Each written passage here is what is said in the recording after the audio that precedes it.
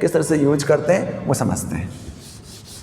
For loop के बाद अगर आप रेंज फंक्शन के बाद फॉर लूप का यूज करना चाहते हैं तो फर्स्ट ऑफ ऑल केस में मैंने आपको स्टार्टिंग क्लास में भी समझाया था कि जब हम किसी भी लूप का यूज़ करते हैं तो लूप को बनाने के लिए हमेशा लूप में 3 स्टेटमेंट्स यूज में आती है, जिन स्टेटमेंट में सबसे पहली स्टेटमेंट आती है initialisation, it means starting of the loop कि लूप कहाँ से स्टार्ट हो रहा है। सेकेंड केस होता है कंडीशन कि हम लूप को किस कंडीशन तक चला रहे हैं, कि अगर कंडीशन ट्रू मिलेगी तो लूप चलेगा, कंडीशन अगर फॉल्स मिलेगी तो लूप बाहर निकल जाएगा, और नेक्स्ट वैल्यू को चेक करने के लिए उसका इंक्रीमेंट और डिक्रीमेंट करना कंपलसरी है। तो while loop and for loop दोनों में जो डिफरेंट है, बट वो डिफरेंट ये है कि वाइल लूप जो होते हैं वो कंडीशनल लूप होते हैं जो कंडीशन के बेस पर काम करते हैं, जबकि फॉर लूप जो होते हैं वो सीक्वेंस लूप होते हैं जो वैल्यू को सीक्वेंशियली चेक करते हैं। अगर कंडीशन ट्रू मिल जाती है, लूप में वैल्यू मिल जाती है तो वो ट्रू प्रिंट कर देता है, अदरवाइज फॉल्स प्रिंट करता है। बट मार्केट के अंदर फॉर लूप का ज़्यादा यूज़ होता है क्योंकि वाइल लूप के रिगार्डिंग फॉर लूप छोटा होता है और ईजी गोइंग होता है, इसलिए उसका ज़्यादा यूज़ किया जाता है। तो फॉर लूप को हम कैसे यूज करते हैं? फर्स्ट ऑफ ऑल केस में फॉर लूप को समझने के लिए इसका सिंटेक्स ध्यान होना चाहिए कि आखिर फॉर लूप को बनाते कैसे हैं, क्योंकि हम जानते हैं कि वाइल लूप के अंदर हम इनिशियलाइजेशन, कंडीशन, इंक्रीमेंट और डिक्रीमेंट सेपरेट देते हैं, लेकिन जब फॉर लूप का यूज़ करते हैं तो फॉर लूप में तीनों चीज़ें एक साथ दी जाती है। तो अगर आप फॉर लूप का यूज़ करते हैं तो फॉर लूप का सिंटेक्स होता है, वो सिंटेक्स होता है सबसे पहले हम यहाँ पर फॉर कीवर्ड लगाते हैं। फॉर कीवर्ड लगाने के बाद यहाँ पर वेरिएबल का नेम लिखा जाता है, वेरिएबल का नेम लिखा जाता है, किस नेम से वेरिएबल बनाया जा रहा है। इसके बाद यहाँ पर आप इन ऑपरेटर का यूज करेंगे और इन ऑपरेटर का यूज़ होने के बाद यहाँ पर सीक्वेंस लिखा जाएगा। सीक्वेंस मीन्स रेंज फंक्शन का यूज किया जाएगा कि आप रेंज कहाँ से कहाँ तक चला रहे हैं। कॉलन सिंबल लगेगा, कॉलन सिंबल लगाने के बाद यहाँ पर हम स्टेटमेंट को प्रिंट करा देंगे कि कौन सी स्टेटमेंट हमारी चल रही है। तो इसी सिंटेक्स को हम कहते हैं फॉर लूप। जब आप फॉर लूप का यूज करते हैं तो फॉर लूप का सिंटेक्स होता है, उस सिंटेक्स में सबसे पहले फॉर कीवर्ड आएगा। फॉर कीवर्ड आने के बाद वेरिएबल का नेम लिखा जाएगा कि वेरिएबल किस नेम से बनाया जा रहा है, जिसकी वैल्यू में चेक करानी है। वेरिएबल के बाद यहाँ पे इन ऑपरेटर आएगा जो एक कीवर्ड है। इन ऑपरेटर के बाद यहाँ पे सीक्वेंस चेक किया जाएगा कि आप लूप कहाँ से स्टार्ट कर रहे हैं, कहाँ तक चलाना चाहते हैं। इसके बाद अगर कंडीशन ट्रू मिलेगी तो ये अंदर जाएगा और स्टेटमेंट को चेक करेगा। कंडीशन अगर फॉल्स मिलेगी तो ये लूप से बाहर निकल जाएगा, इस वाले केस को चेक नहीं करेगा और वापस से चलता रहेगा। कंडीशन अगर फॉल्स मिले तो बाहर निकल जाएगा। अब इस लूप को कैसे यूज करते हैं?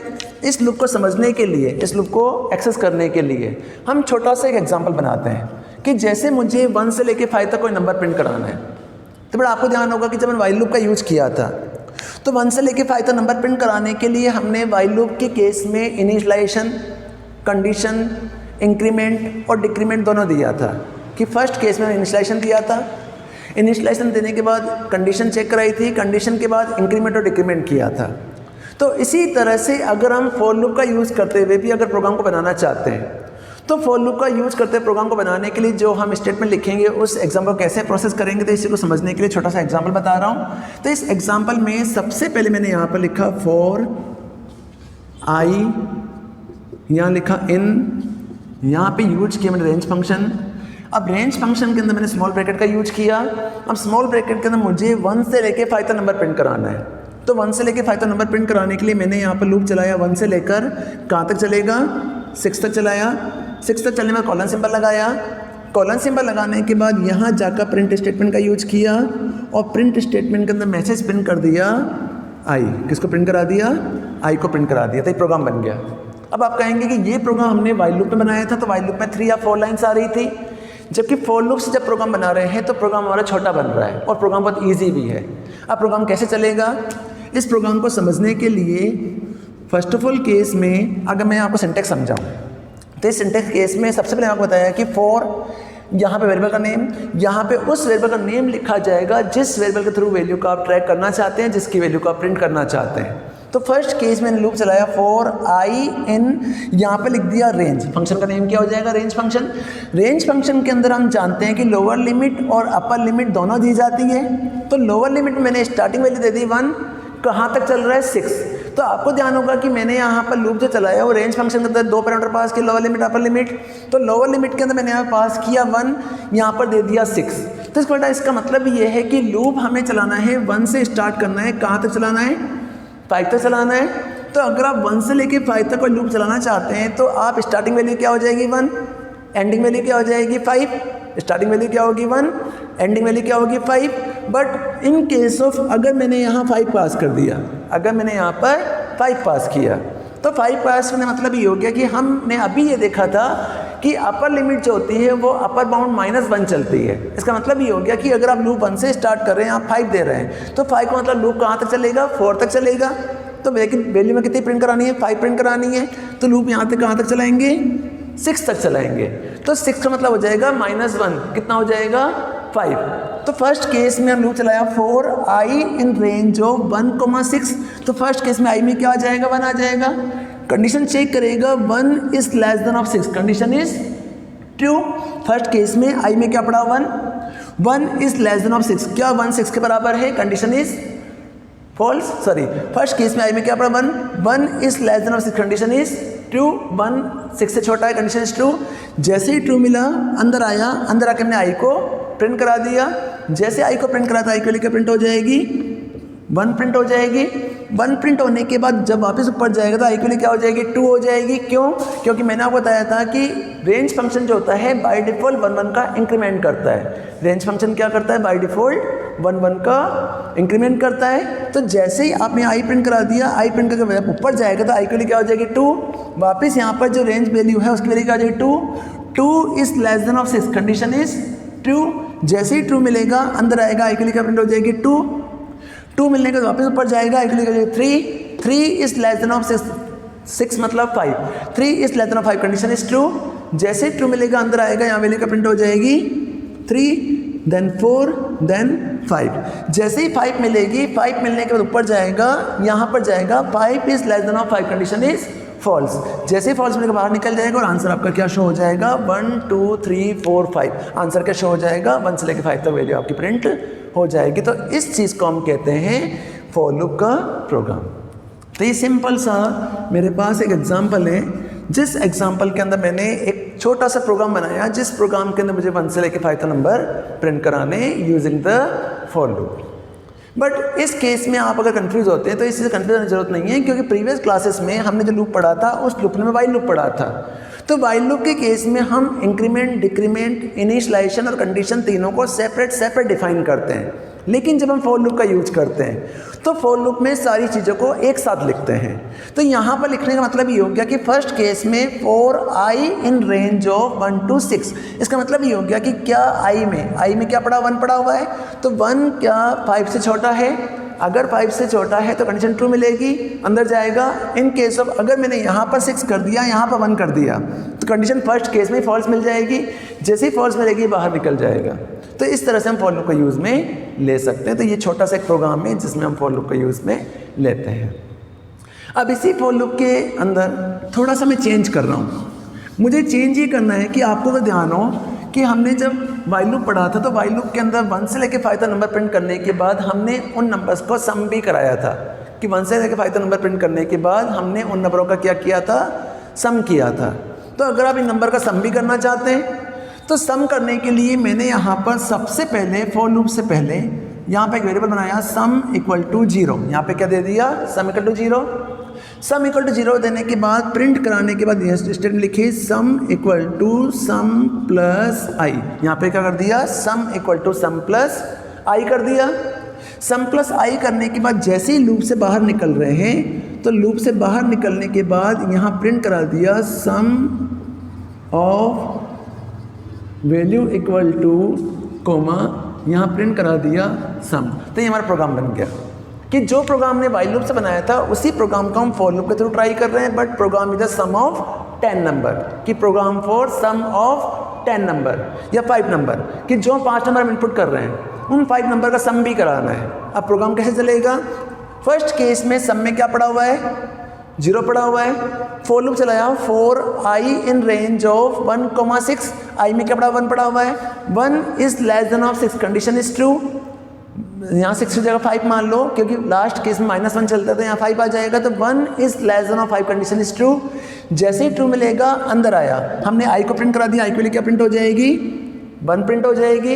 1 प्रिंट होने के बाद नीचे गए, स्टेटमेंट लिखी sum equal to sum plus I. Statement क्या लिखी बेटा हमने यहाँ पर, S equal to S plus आई।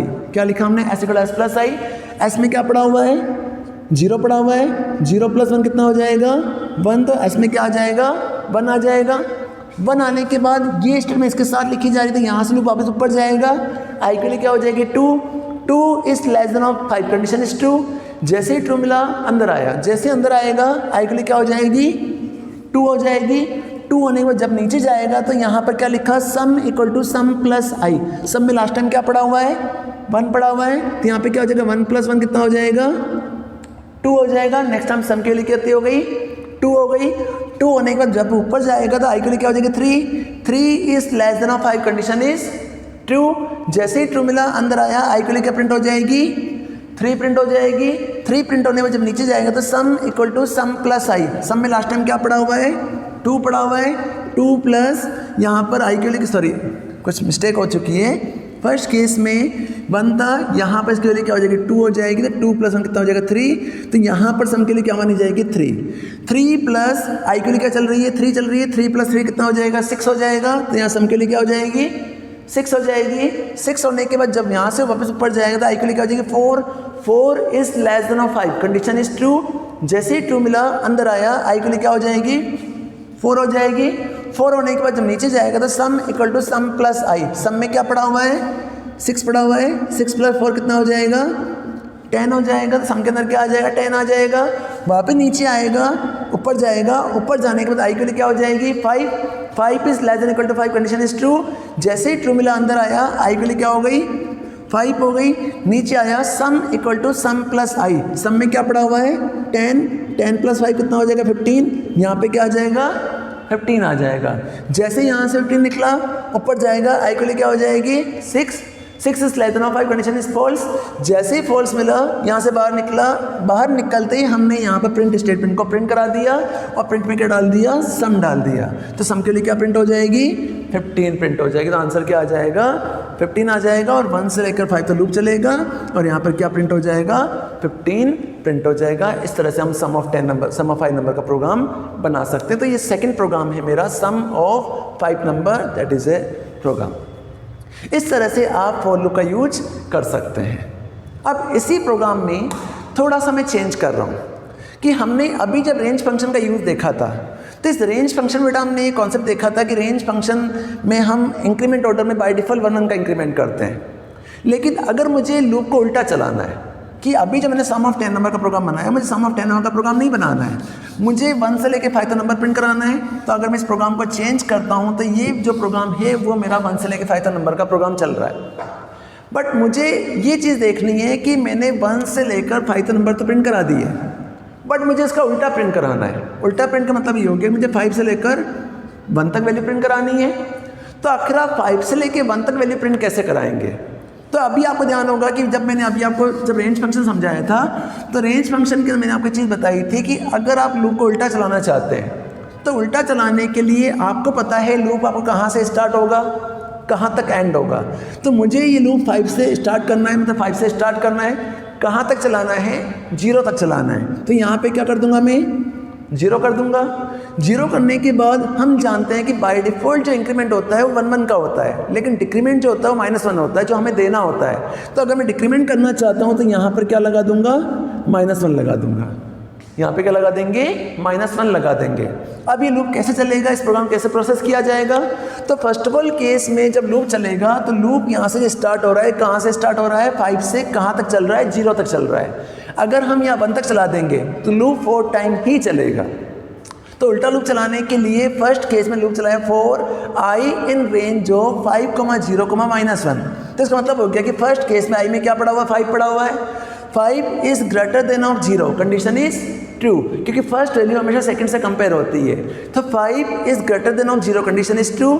जैसे ही ट्रू मिला अंदर आया, अंदर आते हमने आई को प्रिंट करा दिया, तो आई के लिए क्या प्रिंट हो जाएगी? 5 प्रिंट हो जाएगी। 5 प्रिंट होने के बाद हमने -1 करा दिया, तो नेक्स्ट टाइम इसकी आई के लिए क्या हो जाएगी? 4 हो जाएगी। वापस ऊपर जाएगा, आई के लिए क्या हो जाएगी? 4। 4 is greater than of 0, condition is true. जैसे ही ट्रू मिला अंदर आया, आंसर क्या प्रिंट हो जाएगा? 4 प्रिंट हो जाएगा। 4 प्रिंट होने के बाद वापस -1 हो गया तो क्या हो जाएगा? 3। ऊपर जाएगा, 3 is greater than of 0, condition is true. जैसे ही ट्रू मिला अंदर आया क्या प्रिंट हो जाएगा, 3 प्रिंट हो जाएगा। यहाँ से वापस ऊपर जाएगा, आई के लिए क्या हो जाएगा 2, 2 is greater than of 0 condition is true. जैसे ही ट्रू मिला अंदर आया क्या प्रिंट हो जाएगा, 2 प्रिंट हो जाएगा। 2 प्रिंट होने वापस जब ऊपर जाएगा तो आई के लिए क्या हो जाएगी 1, 1 is greater than of 0 condition is true. जैसे ही ट्रू मिलेगा अंदर आएगा, यहाँ क्या प्रिंट हो जाएगा 1 प्रिंट हो जाएगा। 1 प्रिंट होकर वापस जब ऊपर जाएगा तो आई के लिए क्या 0, 1 माइनस 1 0। तो 0 is greater 0 condition is 0 is greater than of 0 condition is false. जैसे ही फॉल्स मिलेगा इससे बाहर निकल जाएगा और आंसर हमारे सामने क्या शो हो जाएगा, 1 से लेकर 5 तक नंबर प्रिंट हो जाएंगे। तो इस तरह से हम रिवर्स ऑर्डर में भी वैल्यू को प्रिंट करा सकते हैं। तो बस चेंज ये है बेटा कि जब हम रेंज फंक्शन का यूज करते हैं तो रेंज फंक्शन के केस में बाय डिफॉल्ट 1 1 का इंक्रीमेंट होता है, लेकिन अगर हमें डिक्रीमेंट कराना है तो डिक्रीमेंट करने के लिए हमें -1 -2 जितना भी वैल्यू आप देना चाहते हैं वो आपको प्रोवाइड करना होगा। प्लस इसके अलावा अगर आपको इंक्रीमेंट और कराना है तो इंक्रीमेंट करने के लिए भी आपको वैल्यूज पास करनी होगी, तभी आपको प्रोग्राम चलेगा, अदरवाइज नहीं चलेगा। तो इसी लूप को हम कहते हैं फॉर लूप। तो basically while loop and for loop दोनों में जो चेंजेस थे वो चेंजेस ये हैं कि वाइल लूप के अंदर हम इनिशियलाइजेशन, कंडीशन, इंक्रीमेंट और डिक्रीमेंट सेपरेट देते हैं, जबकि फॉर लूप के अंदर इनिशियलाइजेशन, कंडीशन, इंक्रीमेंट, डिक्रीमेंट सभी एक ही जगह पर दिया जाता है। इट मीन्स यहीं पर ही सारी चीज़ें अप्लाई की जाती है। तो मेन जो चेंजेस होता है वो यही चीज़ होती है कि रेंज फंक्शन एक सीक्वेंसिंग फंक्शन होता है जिसमें वैल्यू को ट्रैक किया जाता है और प्रोसेस किया जाता है। आज मार्केट में 99% जो होते हैं वो फॉर लूप का ही यूज करते हैं, क्योंकि इससे प्रोग्राम छोटा बनता है और स्टेटमेंट ईजी हो जाती है। तो मैं फॉर लूप का भी यूज कर सकते हैं और वाइल लूप का यूज भी कर सकते हैं। तो यही मेरा फॉर लूप माना जाता है। इसके कुछ प्रोग्राम्स मैं आपके साथ शेयर करूंगा और एक प्रैक्टिकल क्लास में आपको दूंगा, जिस प्रैक्टिकल क्लास के अंदर आपको प्रैक्टिकल वीडियो भेजूंगा जिसमें आपको इस पूरे फंक्शंस को एक्सप्लेन किया जाएगा और प्रोग्राम कैसे बनाया जाता है उसको एक्सप्लेन किया जाएगा। बाकी नेक्स्ट क्लास में देखेंगे। घर पर रहिए, सुरक्षित रहिए। Thank you.